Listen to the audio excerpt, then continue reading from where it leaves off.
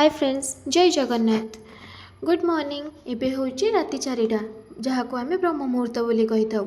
आज आमे कथा हबा ब्रह्म मुहूर्त रे हमर उठिबा द्वारा कौन कौन सब बेनिफिट होता है। फर्स्ट थिंग है जेहेतु ये टाइम रे हम माइंड काम थाए तो हम माइंड शार्प और फोकस पावर अधिक थाए। तो ये टाइम रे आमे किछि भी क्रिएटिविटी वर्क करू कि किछि भी स्टडी करू तो ताहा भी हमर मन रही था और सक्सेस होता है। आम एथिरे थिंग है ये टाइम रे आमे हम निजको दिव्य शक्ति सहित कनेक्ट करि पारि था। सेति पय ए टाइम रे हम मेडिटेशन करबा द्वारा हमर स्पिरिचुअल ग्रोथ मध्ये होता है।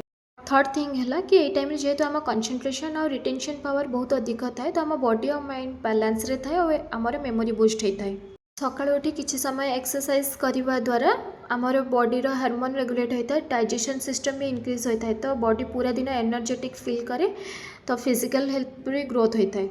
फिफ्थ थिंग है आम यही टाइम उठिकी सकाळु सकाळु गाधे पाधे किछि समय प्रेयर करने द्वारा आमर एनजाइटी स्ट्रेस कंट्रोल होता है तो इमोशंस भी बैलेंस होकर रहे।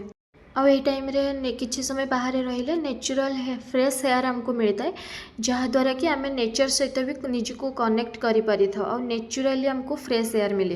इवेंथ मोस्ट पावरफुल थिंग यही टाइम रे आम जहाँ भी मैनिफेस्ट करि था तो हमको बहुत जल्दी मिल जाता है।